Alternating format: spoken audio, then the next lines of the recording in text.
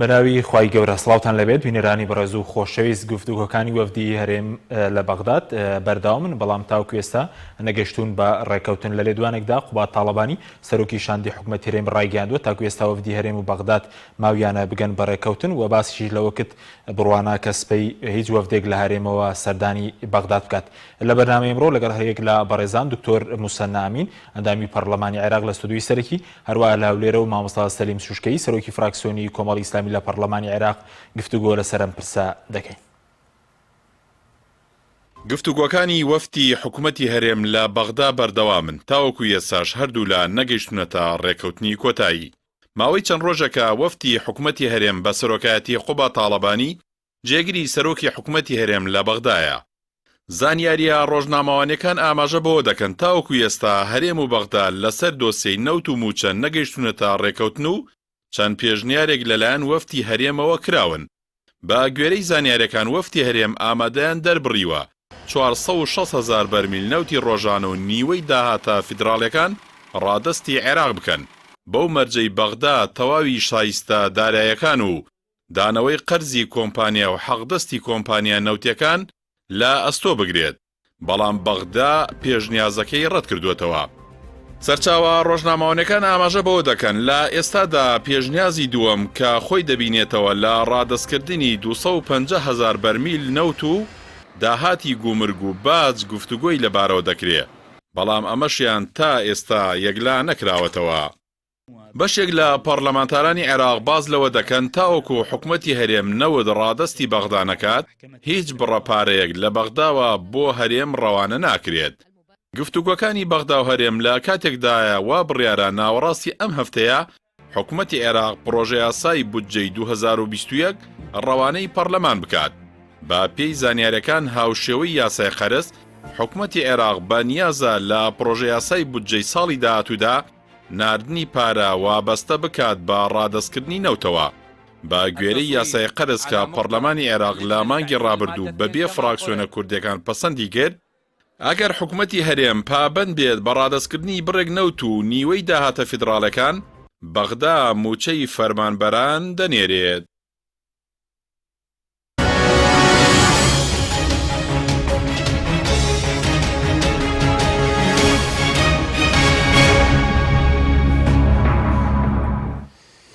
جارێکتر سڵاوتان لەبێت بینەرانی بەڕێز، سوپاس بۆ میوانەکانمان. مامۆستا سەلیم ئەگەر سەرەتا لە بەڕێزتانەوە دەست پێ بکەین سەبارەت بەوەی کە ئێوەکو نوێنەرانی کورد چی زانیاریەکتان هەیە لەبارەی گفتوگۆکانی هەولێر و بەغداد کە لە ئێستاوە دەستیان پێکرێتەوە. بسم الله الرحمن الرحیم. سڵاو ڕێزم بۆ بەڕێست و بۆ دکتۆری بەڕێز و بۆ هەموو بینەران و بیسەرانی کەناڵی ئاسمانی پەیام. لە ڕاستیدا ئەوەی هەیە تاکو ئێستا تەنها گفتوگۆیە، ئەوەی کە لە ڕاگەیاندنەکانەوە باز دەکرێت کە بەیانی وەفدێک دەچێ واژوو لەسەر ڕێکەوتنەکە دەکا و هەرێمی کوردستان 450,000 بەرمیل نەوت ڕادستی بەغدا دەکا. ئەم کارە بەو ئاسانیە نییە، چونکە نەوتی هەرێمی کوردستان لە ئێستادا لە ڕێگەی تورکیاوە دەفرۆشرێ و لەو کتوپڕی ناتوانرێ ڕاستەوخۆ تەحویل بکرێتە سەر شەریکەی سۆمۆ، هەم لایەنی فەنی و هەم لایەنی قانونی و هەم کۆمەڵی گرێبەست کە هەرێمی کوردستان کردوویەتی لەگەڵ شەریکاتی نێودەوڵەتی و بە ئاسانی ڕێگەی پێنادا نەود بداتەوە شەریکەی سۆمۆ و لە ڕادستی بەغدای بکە. من قەناعەتم وایە بابەتی ڕادستکردنی نەوت لە ئێستادا زۆر قورسە و کارێکی وا ئاسان نییە، چونکە هەرێمی کوردستان بەشێک لە نەوتەکەی خۆی فرۆشتووە و گرێبەستەکانیشی خۆی دیارە بۆ هێندێک لە گرێبەستەکانی بۆ ماوەی 50 ساڵە، یعنی هاتنە دەر لە ژێربەندی ئەو گرێبەستانە و ڕێکەوتن جارێکی کە لەگەڵ عێراق بۆ ئاسانی نابێ. بۆی من پێم وایە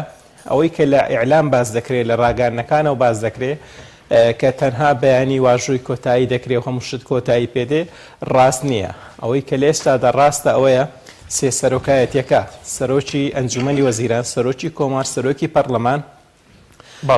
پێکەوە دانیشتون لەگەڵ لیژنەی دارایی فکرێکیان گەڵاڵە کردووە کە ئەوە جۆرێکە لە پێشنیارێکی نوێ و دڵخۆشکەرە ئەگەر هەرێمی کوردستان و سێ سەرۆکایەتەکەی هەرێم ڕێک بکەون لەسەر ئەوەی کە بەو پێشنیارە ڕازی ببن ئەوەی کە باز دەکرێت شایستە دارایەکانی هەرێمی کوردستان دەدرێ و خەڵکی هەرێمی کوردستان لەو قەیران و قوربەسەری ڕزگاری دەبێت. باشە چیە ئەوەی کە تازترین پێشنیازەوەی کە بەڕێز دەڵێ سەرۆک کۆمار و سەرۆکی پەرلەمان و سەرۆکی ئەنجومەنی وەزیران بڵێن پێشنیازیان کردووە بۆ هەرێم چییە؟ ڕاستی ئەوەی لە دانیشتنەکەدا بەشدار بووە بەشێک لە ئەندامانی لیژنەی داراییە و سەرۆکی پەرلەمان و سەرۆکی ئەنجومەنی وەزیران بووە بۆیە تەفاسیلی چۆنیەتەکەی تا ئێستا بۆ ڕای گشتی ئاشکرا نەکراوە هەموو ڕێکەوتنێک وایە هەموو گفتوگۆیەک وایە لە کاتێکدا کەواژووی کۆتایی دەکرێت ئەو کاتە بۆ ڕای گشتی ئاشکرا دەکرێت تەفاسیلەکەی لای ئێمە نییە بەڵام ئەوەی کە لە ڕێگەی عیلاقاتی شخصی و پرسیارمان کردو دەڵێن شتێک هەیە کە دەکرێت هەرێمی کوردستان قبوڵی بکە و هەرێمی کوردستانیش بە پێی ئەوەی کە هەیە شەفەویەن و لە ڕووی ڕاگەاندنەوە باسی کردو کە پێی ڕازی بێ چونکە هیچ شتێک نییە لەو وەزعی ئێستا هەرێمی کوردستان ڕزگار بکات جگە لەوەی کە لەگەڵ بەغدادا ڕێکەوێ یان دەبێت بۆ شێوەی ئێستا هەین خەڵک خۆپشاندام بکە و بێت بڕژێتە سەر شەقام و خوێن بڕژێ و خەڵک بگیرێ و حکومت بێدەنگ بێ و خەڵک لە قوربەسەری و ناخۆشیدا بێ و وەزعی هەرێمی کوردستان بە هەموو شێوەیە بکێتە ژێر هەڕەشە و مەترسیەوە یاخود دەبێت لەگەڵ بەغدا ڕێبکەون و ژیانی فەرمانبەرانی هەرێمی کوردستان ئاسایی بکرێتەوە. بە قەناعەتی من لە ئێستادا کۆمەڵێک هەڕەشەی جددی هەیە بۆیە پێویستە حکوومەتی هەرێم ئەو ڕیسالەی باش تێگەیشت بێ و باش لەو حاڵی بوو بێ کە پێویستە لەگەڵ بەغدا ڕێبکەوێ بۆ ئەوەی بتوانێت لانی کەم موچەی فەرمانبەرانی هەرێمی کوردستان بدە. بەڵێ سپاس دەکەم دواتر دەگەڕێمەوە لای بەڕێز مامۆستا کاک دکتۆر زاناویشت بەخێر بێ سپاس بۆ ئامادەبوونتان. مامۆستا سەلیم کەمێک باسیەوەی کرد ئەوەی کە لە ڕاگەیاندنەکان بڵاو کراوەتەوە گوایە گەوتونەتە ڕێکەوتن ویستا ئێستا نەگەشتونەتە ڕێکەوتن ینی لەم پەرچیە کە ئێستا وەفدی هەرێم لە بەغدادا یاخود بڵێن ئەوەندێکی ئاگادارم وەکو نوێنەرانی کورد تازەترین پێشنیاز بۆ ڕێکەوتن لەنێوە هەردوو لە چییە؟ لە ڕاستیە من ئاگادار نیم ڕایان نەگەیاندووە کە تازەترین پێشنیازیان چییە بەڵام من هیوادارم ئەم بە ڕەشببینی حسێب نەکرێ واقعبینیە باش من زۆر ڕەشببینم یعنی یا بەدبینم یا ئومێدم کەمە بەوەی کە ئەم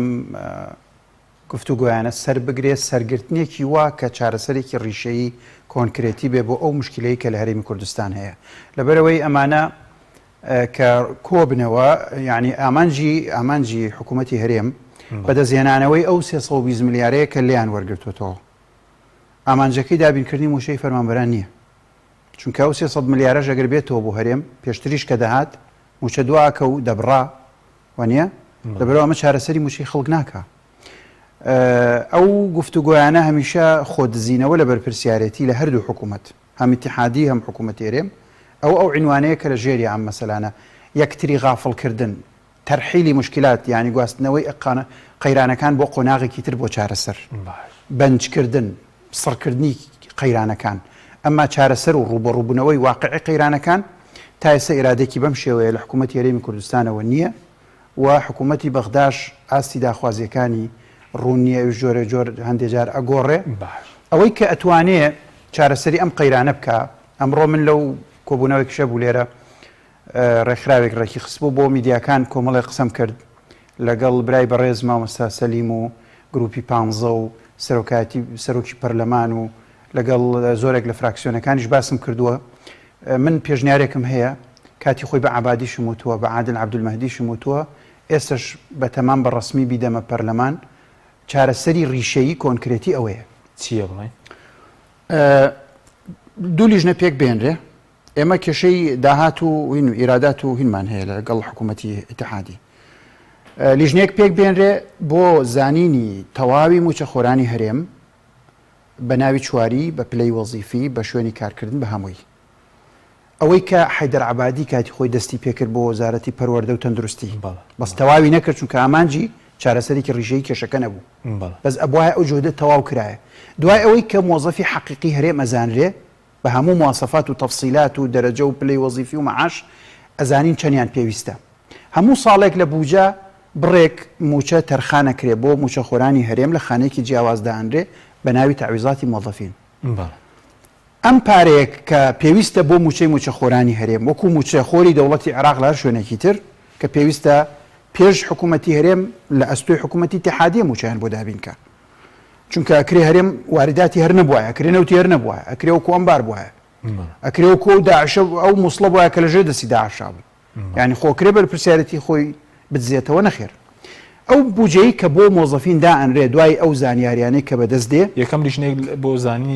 بۆ زانینی موچەخۆر و تەفاسیلی موچەخۆرانی حەقیقی بەغدا پێکی بێنێ بەغدا پێکی بێنێ لەگە باوکاری هەرێم هەموو وەزارەت و دایرەکان بەسەرکەنەوە بۆی بزانن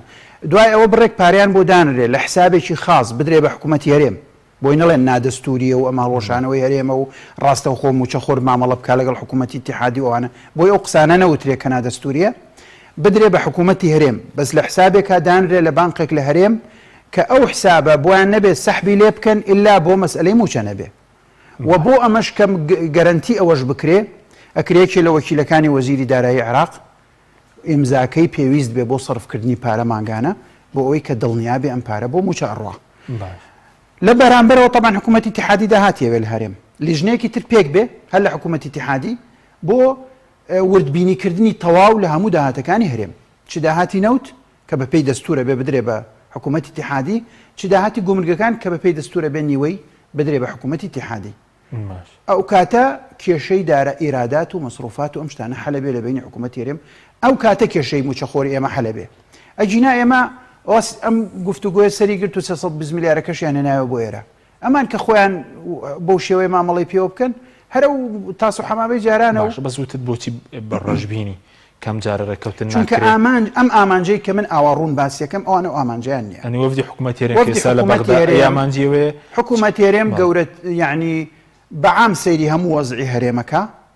ئێوێ ئەم مامەڵەی کە ئیکا بە نەوت و بە داهات و بە گومرگ و بەم شتانە ڕۆک و خۆی بێ تەنها چۆن بتوانن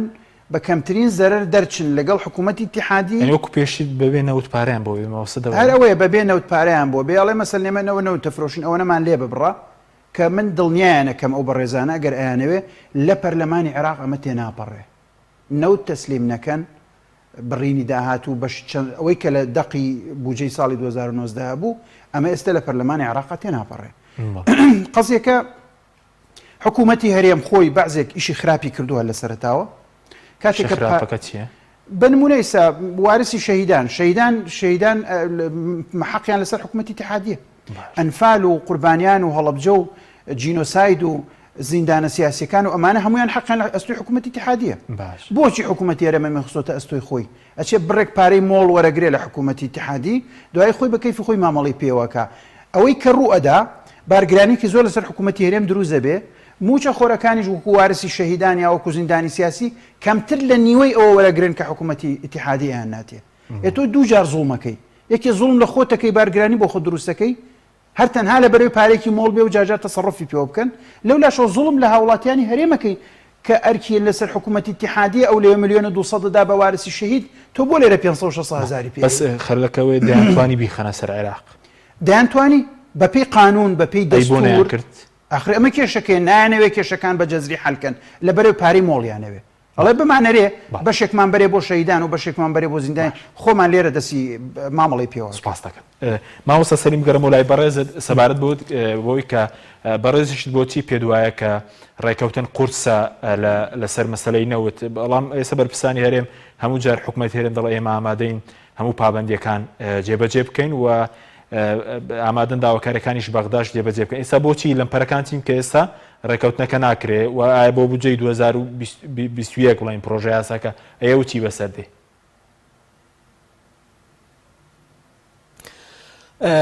لە ڕاستیدا هەوڵێکی زۆر جدی هەیە بە تایبەتی بۆ موازنەی ساڵی 21 بگەنێن ڕێکەوتنێک اینجا ئایا ڕێکەوتنەکە هەروەکو یاسای قەرز بە زۆرینە شیعە و سوننە دەیانەوێت تێیپەڕێنن چونکە کازمینی شاردۆتەوە کە دەڵێ لە مانجیەک ئەگەر موازنەی 2021 تێنەپەڕێ من کێشەی دابشکردنی موچەم جارێکی دیکە بۆ دروست دەبێتەوە بۆچی هەرێم و بەغدا ناگەنەیەکتر گرفتەکان چین و بزانم وازحەکە عێراق جۆرێک لە ئینتیقامی هەیە بەرامبەر بە هەرێمی کوردستان کە هەستاوە بە کۆمەڵێک گرێبەست پێی وایە ئەوە لە دەرەوەی دەستورە، پێی وایە ئەوە پێچەوانەی دەستورە. لە کاتێکیشدا بابەتەکانی دەستور پێویستە محکەمەی ئیتحادی تەفسیریان کە. هەر کاتێک کێشەیەک لە مابەینی هەرێم و یان پارێزگاکان دروست دەبێ، ئێمە محکەمەیەکمان هەبوو پێشتر کە ئێستا لە پەکی کەوتووە هەڵدەستێ بە تەفسیرکردنی ئەو بەندە دەستوریانە. لە ڕاستیدا کێشەکان زۆرن، یەک لەوانە ژمارەیەکی زۆری موچەخۆر لە هەرێمی کوردستان، فەرمانبەرەکانی هەرێمی کوردستان زۆر نین، ئەوەی کە لە فەرماندان، ئەوانەی کە لە ئیشدان، بەڵام ئەوانەی موچە وەردەگرن زۆرە. و هەروەها بابەتی سندوقی تەقاعودی لە هەرێمی کوردستاندا بوونی نییە. خەڵکی تەقاعودمان هەیە، بەڵام سندوقەکان وەختی خۆی پارەکەی دەرهێنراوە جارێکی دیکە دابش کراوەتەوە کە لە عێراقدا هەیە. و لە کاتێکدا ژمارەی ئەوانەی کە موچە وەردەگرین لە هەرێمی کوردستاندا بە پێوەرەکانی عێراق و پارێزگاکانی دیکەی عێراق زۆر زیاترێکە لە ئەنجامی منافسەی نێوان پارتی و یەکێتی هەردووکیان بۆ ڕاکێشانی سۆز و ئەندامان بۆ خۆیان خەڵکییان وەختی خۆی دامەزراندووە و هەموو ئەو کەسانیان کردوتە موچەخۆر کە لە خۆیان زیاتر نێزیک بوون، لە ئێستاشدا بۆ خۆیان نیان شاردوێتەوە کە ئەوە بۆتە کێشەیەک بۆیان. یەک لە کێشە هەرێ گەورەکانیان ئەوەیە تا ئێستا نەیەکێتی نەپارتیش ناتوانن ئەوانەی کە لە ئەنجامی سۆزی حیزبایەتیدا مەزراندون بۆ خۆیان مراجعەی ئەو بابەتە بکەنەوە. پێیان وایە ئەوانە بوونە فەرمانبەر و بوونە موچەخۆر و ئێستا چۆن موچەکە چارەسەرکەن. و بابەتێکی دیکە هەیە کە هەرێمی کوردستان بەڕاستی نەیتوانیوە تابینی ئەو هەنگاوە بنێ. لە هەرێمی کوردستاندا بابەتی فەساد و گەندەڵی گەشتوتە لووتکە و حکومەتی هەرێمی کوردستان هەر بۆ خۆی پرۆژەی ئیسلاحی ڕاگەیاندوە، پرۆژەی چاکسازی ڕاگەیاندوە. بەڵام پرۆژەکە لە باتیەوەی بە سارێکی ئیسعاف بڕوە و بە نەفەسێکی ئیسعاف بڕوە، بە خێرایی بڕوە، بە نەفەسی کیسەڵ دەڕوە، بە هێواشی دەڕوە. تا ئێستا هیچ ئاسۆیەکی ئیسلاحی پێویست لە هەرێمی کوردستاندا بەڕوونی دیار نییە و ئیسلاح لە سێکتەرە گرنگەکانی کە پێویستە بکرێن نەکراوە. لەلایەکی دیکەشەوە لە بیرمان نەچێت کە ئێمە وردە لە ئینتخابات نێزیک دەبینەوە، کە لە ئینتخابات نێزیک دەبینەوە مزایداتێک دەست پێ دەکا. من پێم وایە لە ئێستادا حکومەتی عێراق لە یەک بواردا زۆر ناحەقی دەکاوە بەرامبەر بە هەرێمی کوردستان، بە تایبەت بە فەرمانبەرانی هەرێمی کوردستان. بۆ نمونە ئەو کاتەی داعش موسڵ و ناوچەکانی دەست بە سەرداگرت بوو، بە ئاشکرا موچەی دەنارد بۆ موچەخۆرانی خۆی لە ژێر دەسەڵاتی داعشدا.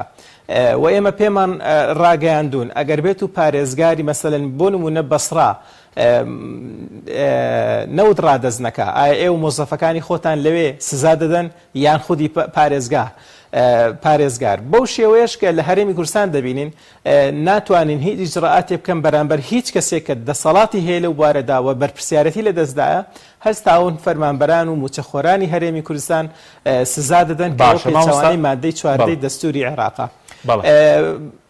بەڵێ ئێوە لەگەڵەوەدان کە ئێستا عێراق دەسەڵاتدارانی هەرێم سزا بدە، موچەکەش ڕاستە بڵێن موچە بنێرێ بۆ فەرمانبەران، دەسەڵاتداران سزا بدات لەگەڵەوەدان؟ ئێمە لەگەڵ ئەوەیدا هەر کەسێک بۆتە سەبەبی ئەوەی کە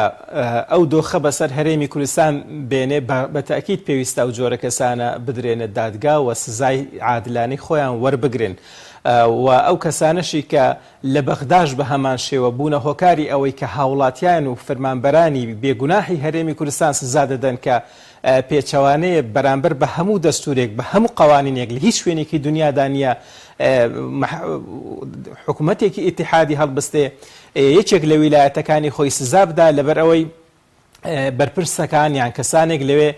کاری نایاساییان کردووە. پێم وایەوە تەنها ئەو نمونەیە لە عێراقدا هەیە. لە عێراقیشدا لە بیرمان نەچێ، حتا خودی کازمی حەیدەر عەبادی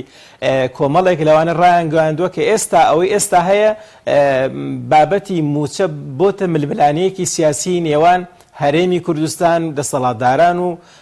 فەرمانبەدەستانی هەرێمی کوردستان لەگەڵ بەغدادا. ئەو واقعەکە ئێمە هەمومان دانی پێدادەنێ و هەمووشمان دەیبینین. بەڵام ئەوەی جێگای سەرنجە لە ئێستادا کە لە زۆر قۆناغی ڕابردوودا وەزعی ئێمە لەگەڵ بەغدا زۆر خراپتریش بووە بەڵام بەشێک لەو پارەیە هاتۆ بۆ هەرێمی کوردستان بۆ نمونە لە سەردەمی حەیدەر عەبادی کە شەڕ ڕووی داوە ناوچەکانی جێگەناکۆکی هەموو دەست بەسەرداگرتەوە و خەڵک شەهید و بریندار بوو لەو کاتەشدا 450 ملیاری دینار بۆ تەکمیلەکردنی ڕاتب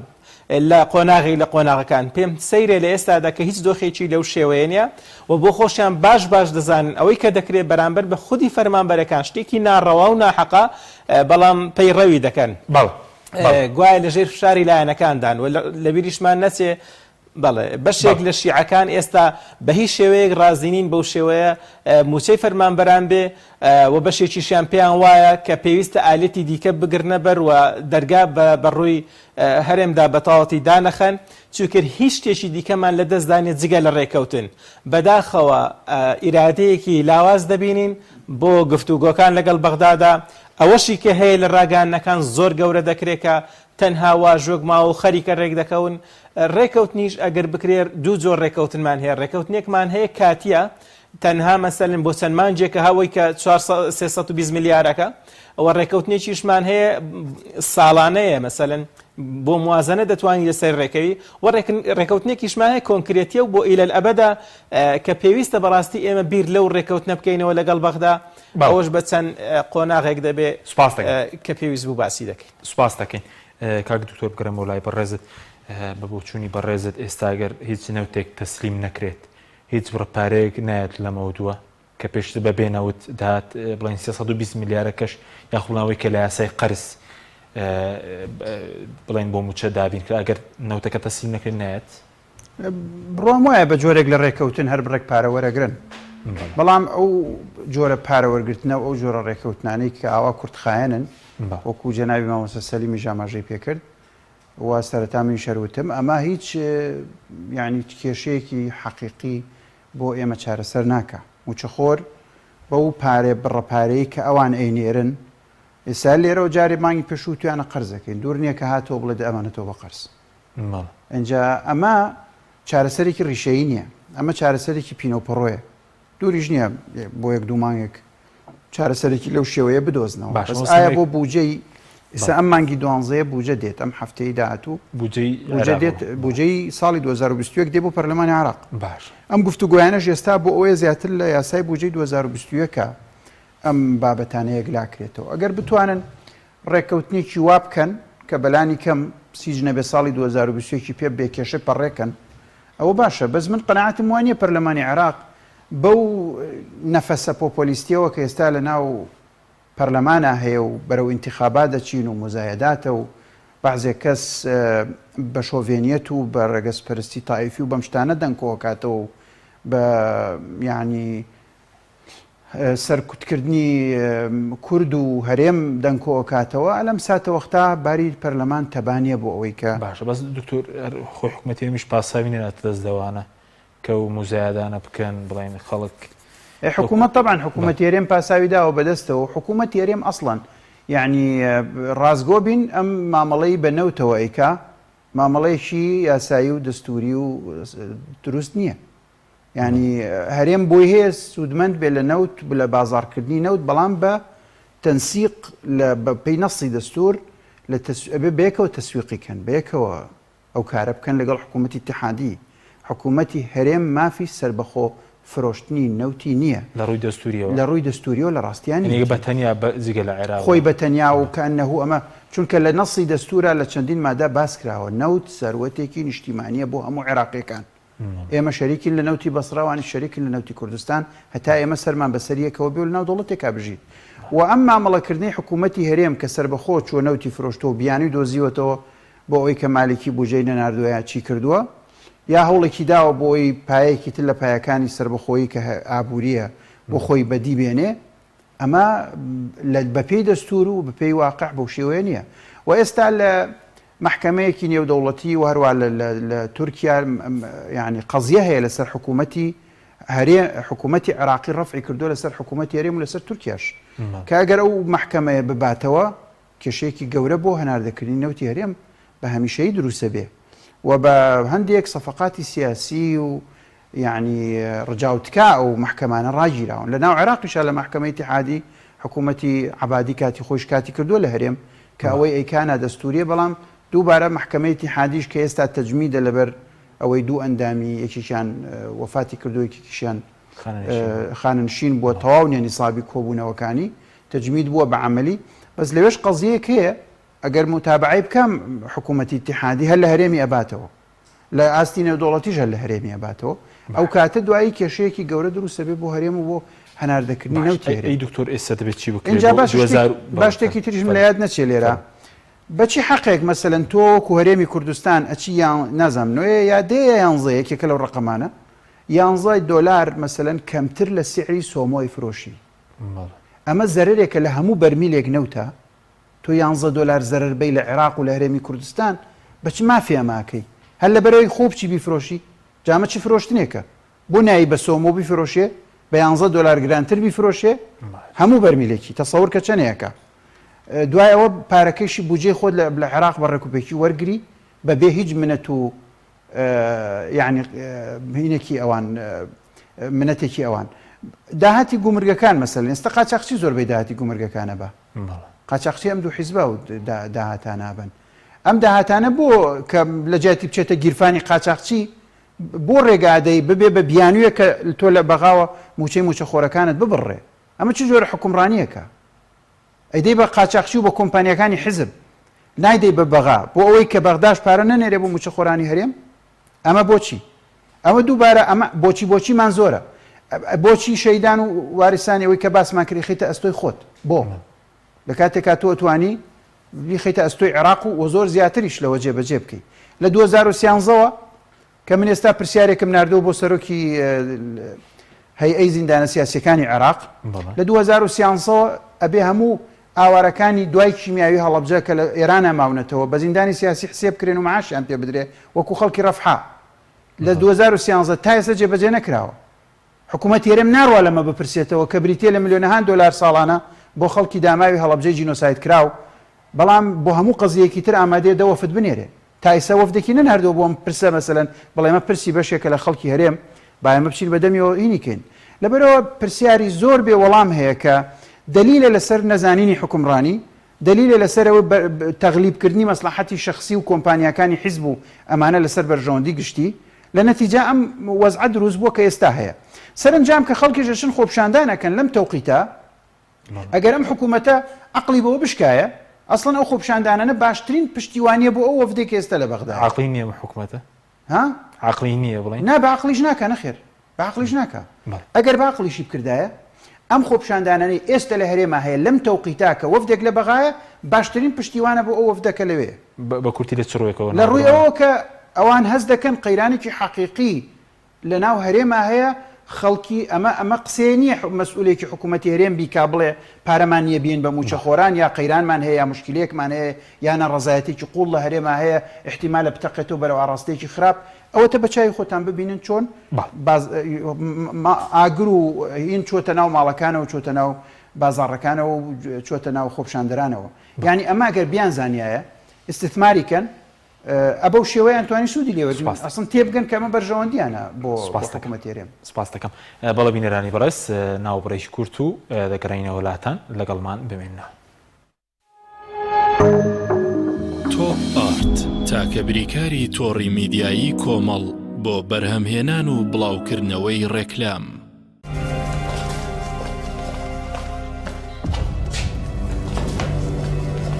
فرم دێشە وی دەست وازی لێبێ ئەوە پارەکە ڕاستەکە پارەکە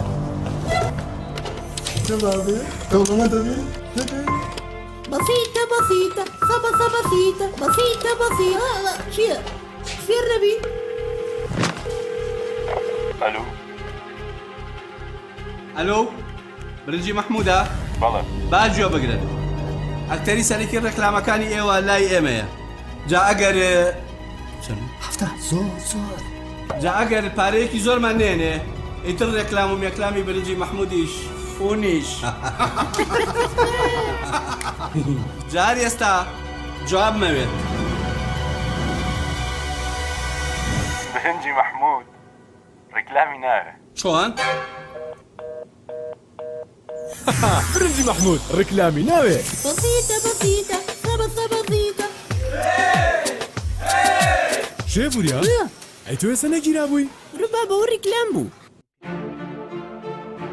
بە باشترین کواڵەتی دەستمان پێکردو وەک هەمیشە باشترین بەرهەم پێشکەش دەکەین کارگەی هەڵاڵە بە ئەزمموی 12 ساڵی ڕابردوو لە دروستکردنی بوتڵی غازی ماڵان کە ئێستا لە تەواوی کوردستاندا بوونی هەیە بەردەوامە لە خزمەتکردن و ئێستا هاوشێوەی کارەکەمان تەنکی غازی LPG بە هەموو قەبارەکانیەوە بە باشترین کواڵەتی و ستانداردی ئەوروپی لە ژێر چاودێری کواڵەتی کۆنترۆلی حکوومەتی هەرێم و کۆمپانیایەکی تایبەت بە چێککردنەوەی تانکەکان لە ڕووی کواڵەتی و دانانی ئەکسسواراتی ئیتاڵی بەردەوامە لە بەرهەمهێنان ئێستا هاوڵاتیان و هاوردەکاران دەتوانن بێ دوودڵی تەنکی غازی هەڵاڵا بەکار بهێنن کە گرنتی 100% لەگەڵە بۆ ماوەی 10 ساڵ وەک هەمیشە لە هەرزانی نرخ و باشی کواڵەتیدا بێ ڕکابەرین کۆمپانیای هەڵاڵا باشترین جۆر سەلامەتی هەمیشەیی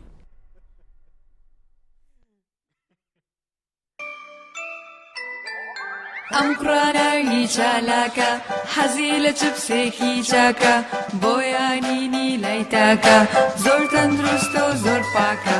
ئەم چەشناوی باریە حەزی لە چپسی نینیە نینی تامی سروشتیە هیچ چپسێک وەک ئەو نییە هەر جوانیش کوڕێکی جوانە حەزی لە ئاهەنگێرانە لە یادی لەدایک بوونەکەی چپسی نینی بوو هەڵبژار دەکەی نینی هاوڕێی مناڵانە تامی خۆشە و بێزیانە بۆن و ڕەنگی هەمە جۆرە شێوە و قەبارەی زۆرە گوشاری نینی تامێکی لە یاد نەکراو برنجی سروشتی شیمال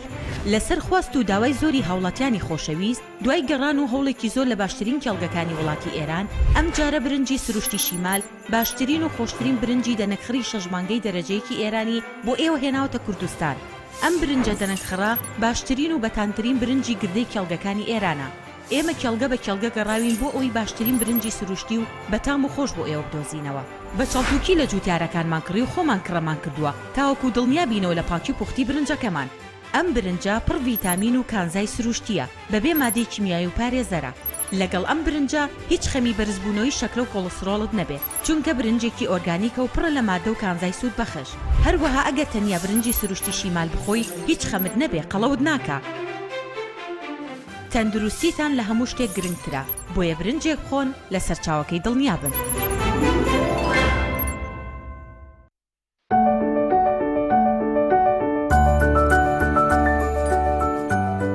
ڕاستە هەستی دایک بوون زۆر جیاواز و چێژبەخشە بەڵام بەرپرسیارەتێکی قورسیشە ئەرچی دایک پاراستنی تەندروستی و گەشەکردنی منداڵەکەیەتی باشترین خۆراک بۆ منداڵەکەی شیری دایکە بەڵام لەبەر هەر هۆکارێک دایک نەتوانێت لە شیری خۆی بە منداڵەکەی بدات باشترین جێگرەوە کۆنفیلاکە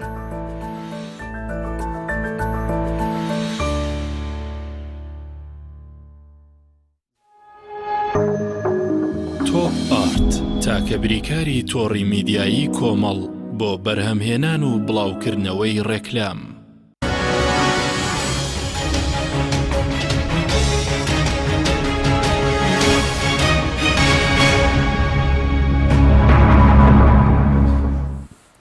جارێکتر سڵاوتان لەبێت بینێرانی بەڕێز ماوەسە سەلیم گەرم و لای بەڕێزت سەبارەت بۆی کە بەڕێز وتت پێویستە ڕێکەوتنێکی نەک بڵێن ساڵانە ڕێکەوتنێکی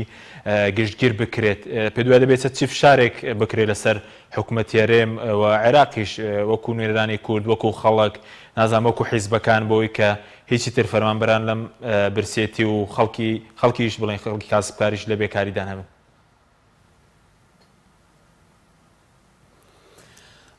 لە ڕاستیدا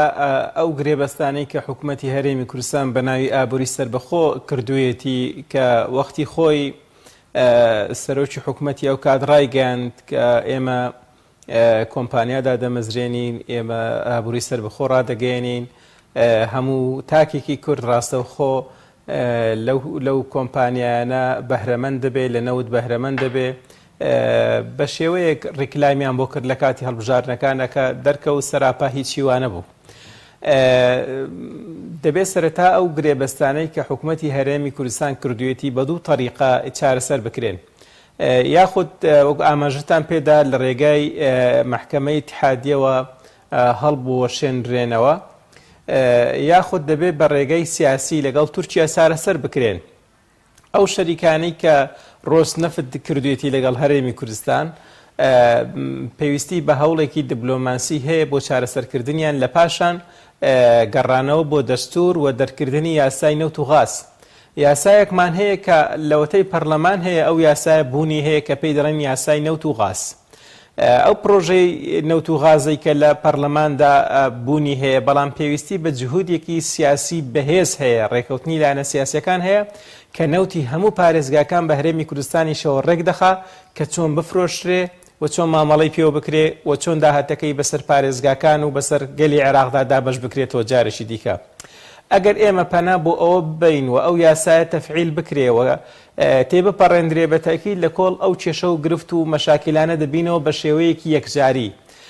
ئەگەر نا پێویستە حکوومەتی هەرێمی کوردستان ساڵانە لەگەڵ هاتنی هەر سەرۆک گۆزیرانێک بۆ ماوەی 4 ساڵ ڕێکەوتن بکە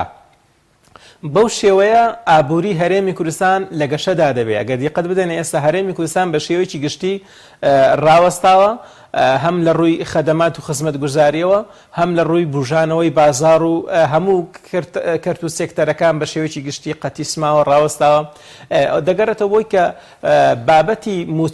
موچەنایە پارە هەیە و پارە کۆتایی پێدێ و ئەزمەیەکی اقتصادی دروست دەبێ و هەرێم قەرزدارە و کەوتۆتە ژێربارەوە و ئیفلاس دەکا ئەوان هەموو ئاماژەی خراپن بۆ سەرمایەدار و هەر تاکێکی دیکەی ئەو وڵاتە کە ناتوانێ بەڕاستی پارەکەی خۆی بخاتە ئیشەوە و ئیشی پێ بکە بۆیە دەبینین بازار بە شێوەیەکی گشتی وەستاوە ئەگەر بێت و ئەو ڕێکارانە بگرنە بەر بە قەنەعاتی من حکوومەتی هەرێم باش ئەو بابەتانە دەزانێ بەڵام زۆری سوودمەندبوونی حیزب لە داهاتەکانی ناوخۆ و لە هەموو بەشەکانی وا دەکات نەگەڕێتەوە بۆی کە ئەم یاسایە تێپەڕێ لە بیرمان نەچێت بەشێک لە عەرەبەکانیش بۆ خۆتان دەزانن لەوانەیە پێیان خۆش بێ بۆ شێوەیە هەرێمی کوردستان بمێنێتەوە تاوەکو چونکن ئەگە هەرێم لەگەڵ بەغدا ڕێکەوێت سوودی زیاتر هەیە بۆ خەڵک و بۆ دانیشتوەکانی و هەرێم حکوومەتی ناوەندە بێ زیاتر پارە بنێرێ بۆ ئێرە لە ئێستادا تەنها ئێمە تەرکیزمان لەسەر موچەیە لە موچەکەش ینی ساڵانی ڕابردوو 170 موازنەی عێراق بۆ هەرێمی کوردستان بوو دوایە کەم کرایەوە بۆ هاتە سەر 12 هات کەمتر کرایەوە دوایە موازنە هەر نەمامایەوە سەر ئەوەی کە 450 میلیاریان دەنار ئێستا بۆ 320 میلیارد ئەوەشیان کۆتایی پێهێنا واتە هەرێمی کوردستانیان لە ڕووی داراییەوە لە ڕووی پارەوە ئاوت کردووە لە بیرمان نەچێ ئەوەی کە هەرێمی کوردستانیش بە عێراقەوە دەبەستێتەوە ئەو بڕەپارەیە کە لە بەغداوە دێ بۆیە ئەگەر ئەو ڕێکارانە بگرنە بەر ئەکید دەتوانین ڕێکەوتنێکی درێژمەودا دروستکەین و ئەگەر هەرێمی کوردستانیش ڕازینەوێ بە تەکید بە قەنەعاتی من ڕۆژێک لە ڕۆژان چ لە ڕێگای ئەو محکەمە نێودەوڵەتیانەوە چ لە ڕێگای محکەمەی اتحادیەوە بێ ناچاری دەکەن کە پابەند بێوە ڕێکەوێ باش ئەی ئێستا بەڕێزت لەگەڵ دکتۆریش پێتان وایە گەشتن بە ڕێکەوتنێک ڕژبینن بە ڕێکەوتنێک کە بتوانێت چارەسەری بەڕێتی بدۆزێتەوە ئەی کێشەی موچە چی بەسەردێ ئەمڕۆ سەرۆکی حکوومەت لە تویتەر باسی لەوە کردبوو ئەم خۆپیشاندانەی کە لە سنووری سلێمانی و ناوچەکان کراوە چارەسەری موچە ناکەوە گەر وەکو کابینەکانی پێشوش قەرز بکەن ئەیکێ قەرزەکەی بداتەوە ئەی خەڵک و موچەخۆر چی بکە؟ وەڵای ئێمە پێمان خۆش بوو لێرە هاتبین باسی ئەومان کرد بە کە حکوومەتی هەرێمی کوردستان لەگەڵ بەغدا کەوتنە ڕێکەوتن و بەیانی موچە دێ و تەوزیع دەکرێ و خەڵک دەکەوێتە خۆشیەوە بەداخەوە ئێمە خەڵک بێهیوا بووە خەڵک گەشتوتە قۆناغێکە هیچ شتێک نابینێ چۆن هێندێک جار هەیە ئینسان دەرجەیەک عەساب و تووڕەبوون دەیگرێ لە ئەشیاکانی پێشدمی خۆی و دەست پێ دەکات دەیشتێنێ بۆیە ئێمە پێم وایە هاوڵاتیانی هەرێمی کوردستان ئەوەندە تووڕەن لە ئێستادا باش و خراپ بەیەکەوە دەسووتێنن و لە هەموو کەسێک عاجزن و لە هەموو حیزب و لایەنەکان تووڕەن تووڕەبوونێ گەشتۆتە دەرەجەی ئەعساب بۆیە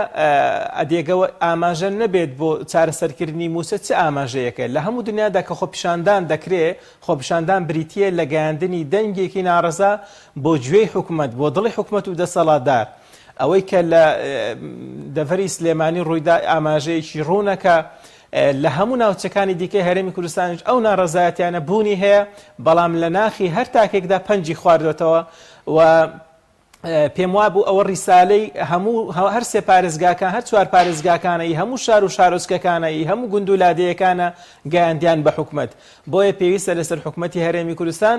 هەنگاوی جددی بنیە ئاخر حکومەتداری ئەوەیە کە تۆ موچەی لانی کە موچەی فەرمانبەران بدەیت جاکەت و موچەت پێ نەدرا و کارەبایەک بەو شێوە بدەیت و کەرتی تەندروستیت ئاوا بێ و مەکتەب هەمووی داخرا بێ و یعنی نازانم پێشمەرگە حاڵی ئەوە بێ کە جیرفانێکی خاڵی و بەتاڵی هەبێ ئەدی باشە نازان حکومەتاتی چۆنە چ ناوێک لەو جۆرە حکومەتە دەنەی کە بە هیچ یەکێک لە ئەرکە سەرەتاییەکانی خۆی هەڵنەستێ من پێم وایە ئەو سەرکردن و ئەو چاوسورکردنەوەش هەمووی ئەوانش حدود و سنوورێکی هەیە باشە بە کورتی لەسەر دەستگیرکردنی خۆپیشاندەران لێرە لە سلێمانی هەبوو پێشێلکاری هەبوو لێدان هەبوو ئێستا شەندێک لە ڕێکخراین خۆپیشاندنەکان لە زیندان و پێشتریش لە سنووری دووەک هەبوو ئێوە هیچ هەوڵێ بۆ لە بەغدای چاوڵێک نادەن ئاگادارکردنەوە یا خودت هەوڵتان داوە ئاگادارکردنەوەی لایەن نێودەوڵەتیەکان سەفارەتەکان بە کورتی بێ سوپاس دەکەم. بەڵێ لە ڕاستیدا ئێمە هەوڵمانداوە هەر کەسێک کە بەناڕەوا گیراوە ئازاد بکرێ و کاریشمان زۆر کردووە و بابەتی ئەوانە گەیەندراوەتە هەموو ئەو شوێنانی کە پێویستە و هەر لێرەشەوە بەڕاستی ئیدانەی و سەرکۆنەی هەر کەسێک دەکەین کە بۆ نانی خۆی بۆ بژێوی خۆی بۆ ژیانی خۆی هاتوتە سەر شەقام یان ویستویەتی بێ دەستگیر کراوە و هەر لێرەشەوە دەپارڕینەوە لە خوای گەورە کە ئەوانەی لەو خۆپیشاندانەدا گیانیان لە دەستداوە خوای گەورە لایان خۆش بێ و بە شەهید لای خۆی قبوڵیان کە و ئەوانەشی کە بریندارن شیفای عاجیلیان بۆ بنێرێ و داواکارین لە خوای گەورە کە سێبوری دڵی کەسوکاریشیان بداوانەشی کە جیراون بەڕاستی پێویستە لەسەر دام و دەستگاکانی حکوومەتی هەرێمی کوردستان لە هەر شوێیەکان بە زووترین کات ئازادیان بکە ئەوانە خەڵکانێکن لە خۆشی نەهاتوون ئەوانە هاتوونە داوای مافێکی سەرەتایی خۆیان دەکەن ناکرێت تۆ موچە نەدەی بە کەسێک و موچەکەی ببڕی کارەبای نەدەی ئاوی نەدەی هیچ شتێکی نەدەی هیچ پێداویستێکی ژیانی نەدەی ئەوجار بە زۆری زۆرداریش بتەوێت بێدەنجیکەین لایانی کەم با نەفەس بدا ڕێگەی پێ بدە بە تعبیر لە ناخی خۆی بدا با تووڕێی خۆی هەڵبڕێژێ بەڵام پێویستە هەموو خۆپیشاندانێکیش لە چوارچێوەی ئەو ئادا بە گشتیاندا بێت کە لە دنیادا ڕەچاو سوپاس دەکەم کاک دکتۆر ئێستا پێ دوایە دەبێت فشار بکرێت لەسەر هەرێم بۆ ڕێکەوتن لەگەڵ بەغداد ئێستا ئێمە لە سەدەمی بەڕێزوتت ڕەنگە ئەم هەفتەی داهات و پرۆژە یاسای بودجە بێت فشارەکان دەبێت چی بن لە ئاسی نوێنەرانی کورد خەڵک نازانم چی بکرێت وڵە لە ڕاستی ئێستا ئومێدێکی خەڵک مابێ ئومێدێکی بە پەرلەمانتارانی کورد لە بەغدا ماوە کە لە بەغداوە شتێکیان بۆ بکەن پێشتاندەژی خەڵکی کوردستان و موزایادە دەکەن ئەوش هەیە ئەو قسە بە قۆڕانەی معنایکی نییە و هیچ پێویستی بە گوێگرتن لێ نیە ئەسڵەن خەڵک هەموو باژێ ماناسێ بە برادرانی پارتی وەکێتیشەوە زۆر چاک نیشتیمان پەروەری و کوردایەتی ئەمازانن ئێستا کاتی ئەوەمان نییە ئەمە جوابی موزایاداتی خەڵک بینەوە ئێمە ئەوەی کەیکەین دڵسۆزانە بۆ خەڵکی هەرێم و بۆ هەرێمی کوردستانێکین بۆ ئەم قوارەی خۆمانێکین باش دەبێت چی بکرێستە مەسلحەتی ئەم قوارەی هەرێم و مەسلحەتی خەڵکی هەرێم لەوایە کە ڕێکەوتنیی کۆنکرێتی درێژخایان بکرێت لەگەڵ بەغدا و ئەمە بە یەکلاکردنەوەی پرسیینەوتە ئەگەر ئەم برادرانە بەتەما بن ئەم پرسیینەوتە بەم شێوەیە ئیدارە بکەن زیانێکی گەورە بە خۆیان و بە هەرێم و بە داهات و بە خەڵکە گەیانن باشە زیانی بە خەڵک گەیاندەوەز بە خۆیان چۆن زیان چونکە ئەوە بۆ دۆڵەمەند بوون ڕەنگە بڵێ آخر ئێستا سوودمەندن بەڵام پێم وانابێ ئەم دەسڵاتە بتوانێت ئاوا بمێنێتەوە ئەگەر ئابم شێوەیە بێباک بێ یاری بە چارەنووسی خەڵک بکە خەڵک برسی بکە لە ساڵێکە ئەو مانگی 12 معاشی دابێ پێی ینی بە معدلی 2 مانگ جارێ معاشی کیاوەتێ 4 لەو معاشانەش لێ بڕینی تیا بووە ئابم شێوەیە بەردەوام نابێ ئێستا هەموو کەسە زانێت سەدام تۆزی عەقڵی ئیشی بکردایە ئەوەندە شێت و سەرکەش نەبووایە کوڕا و کوڕی حکمی عێراقیان نەکرد لەبەرەوە هەموو زوڵمێک کۆتایی دێ باش ئەمڕۆ ساڵی سەدامیش بوو هیچ پامێکی تێدایە وەرە سەڵاتداران ئەمڕۆ ساڵیادی ئەوەش ئەبێ هەر کەسێک هەر دەسڵاتدارێک عەقڵی هەبێ وجدانی هەبێ خوێنەوەی هەبێ بۆ مێژوو بۆ بزوتنەوە و جوڵانەوەی گەلان ئەزانێ کە نە ئەمان لە سەدام دەسڵاتدارترن لە ڕووی دەسڵاتداری و منیان شوبهێنم نە لە مبارەک نە لە زەین عابدین بن عەلی لە هیچ یەک لەم دەسەڵاتنا لە عەلی عەبدوڵڵا ساڵح لە هیچ کامیان جێش و سوپادارتر و پشتیوانی نێودەوڵەتی زیاتریان نییە کاتێک کە لەحزەیەک هات خەڵک ڕژا جام پڕ بوو لێ ڕژێ کە لێ ڕژا تەڕوشک بەیەکەوە سووتی ئەو کۆمێک ئێستا نمونێکی بچووکیمان بینی ئێستا بە زەبر و زەنگ کۆنتترۆل کراوە بەس ئەم کۆنتترۆلکردنەش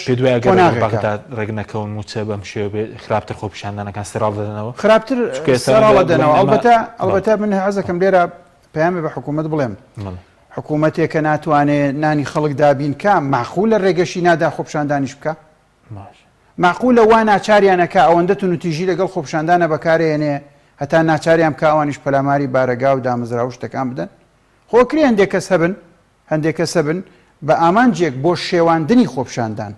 بۆ بێسومعەکردنی خۆپشاندان و خۆپشاندەران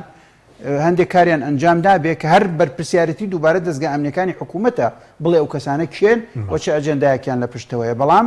ئەوانەی کە چوونەتە سەر شەقام بۆ خەڵک و بۆ نان چوونەتە سەر شەقام بۆ ئازادی چوونەتە سەر شەقام بۆ کۆتایی هێنان بەم سیستەمی حکومڕانی بێباکە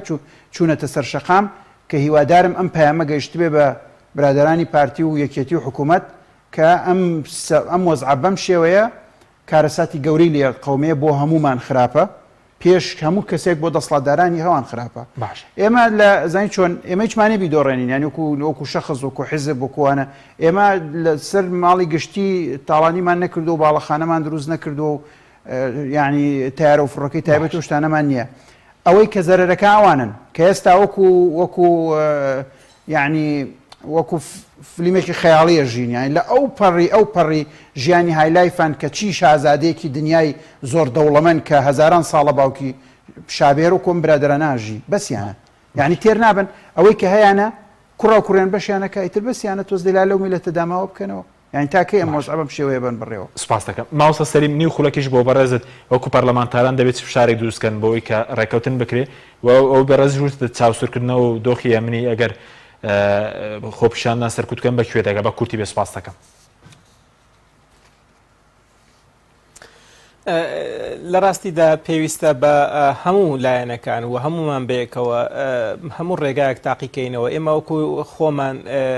چەندانی شتێکمان کردووە لە بەغداوە کاک دکتۆری ژاگادارە داوامان کردووە کە پرۆژەیەکی گشتگیر هەبێ هەموو جارێ ئەو پرۆژەیەکی سەرتاسەری بێ و بنبڕ بکە کێشەکان لەگەڵ لایەنەکان دانیشین هەموو فراکسیۆنەکان بەیەکەوە ئەو پرۆژەیە تەقدیم کەین و هەر کەس پێی باش بێ لەگەڵی بێ و هەر کەسێکیش دژی بێ بەئەکید کەمینەیەکی کەم دەتوانن دژی ئەو پرۆژەیە بن